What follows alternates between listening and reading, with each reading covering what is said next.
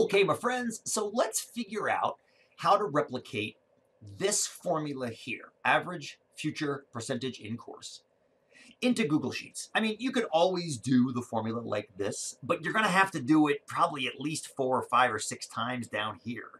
So rather than do that manually 4 or 5 or 6 times, we'll show you how to construct this thing in Sheets, and we'll show you why it's probably going to be more advantageous, not just because you're learning how to code something in Sheets, but also because it's going to speed up the process.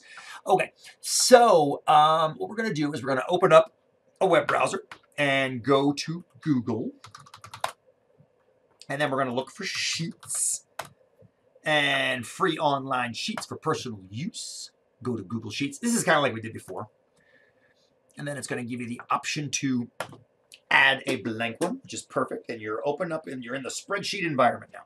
Okay, now what we're going to do, we can't put it in just like this.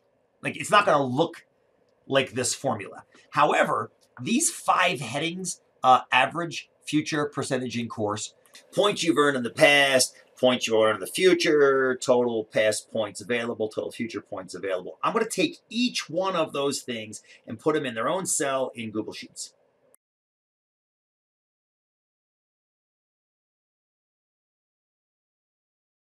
It's like this is going to be average, whoops, future, what did I just call that? Average future what? Average future percentage in course. Average future percentage in course. Okay, so what I'm going to do is I'm just going to type that here. I'm going to make it bold. I'm going to center everything because that's what I do.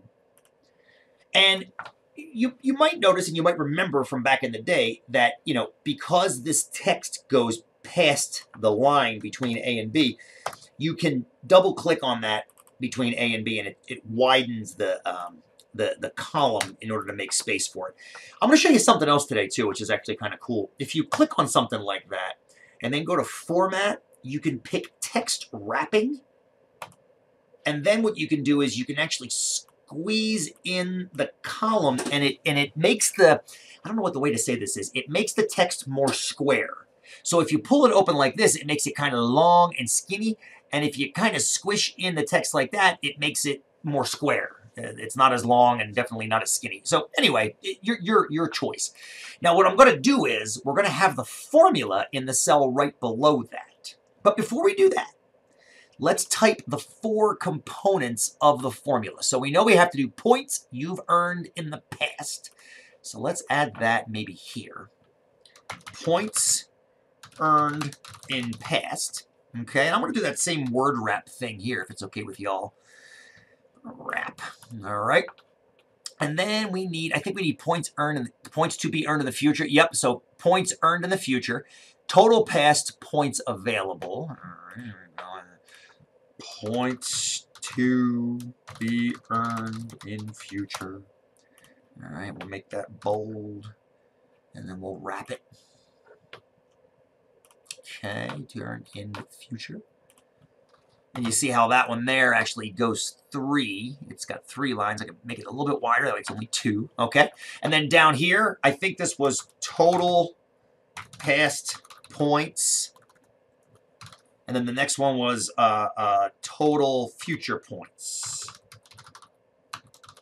And I think that was, did we use the word available? We may have. Let's want to check. Yeah, available, because that doesn't mean you're going to get them all. It just means that's what's available. Total past points available.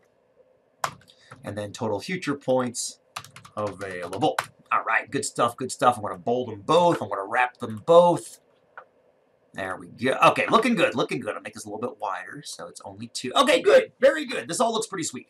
Okay, so now in these 4 cells here, we're going to place the numbers from here. So they had 225 points in the past out of 300 available. And then they want to get 100 out of 100 in the future. So we're going to do 225, 300, and then 100 and 100. And because I'm a little bit ridiculous about this, I'm going to make the formatting look kind of the same. I'm going to make all these larger. maybe make them size 14, bold them, and then I'm going to go over here and use a vertical align of central. That way it puts those in. And if you really want to get fancy, it can be kind of fun.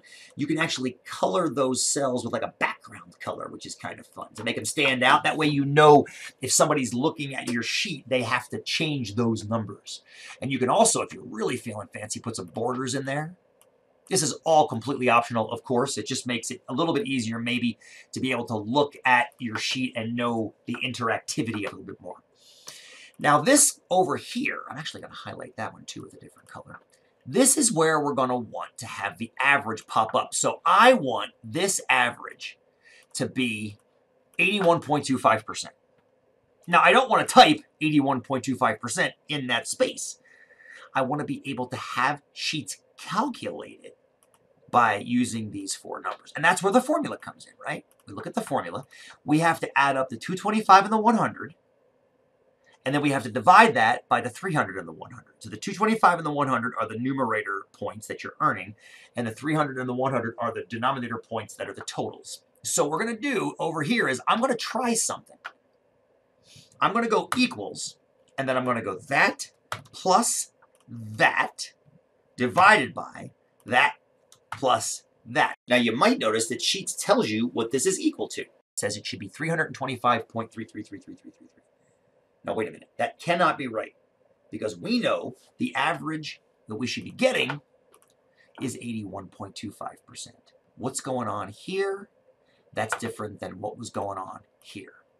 And the answer, you have to think back to order of operations. In order to do this math, look at what happened between this line and this line. The division did not happen until the additions had happened in the numerator and denominator. So in order for us to do that, what we have to do is we have to put parentheses around the numerator C5 plus D5 and the denominator C8 plus D8. Then we press enter and you see 81.25%. Maybe you don't see it enough. Let's make it bigger. And if you really want it to be a percentage, you can click on the percentage sign up here. My friends, that's all there is to it, to making this formula in Sheets. Now, what's cool about this is you can now adjust the cells. Like, for example, let's suppose they bombed this exam. They wanted to get 100 out of 100, but they ended up getting a 40 out of 100. Well, that'll update the average for you. That means they now have a 66.25. Let's go on the other side of the coin. Suppose they could get extra credit on this exam. And suppose they got 110 out of 100. No problem. Sheets can handle that.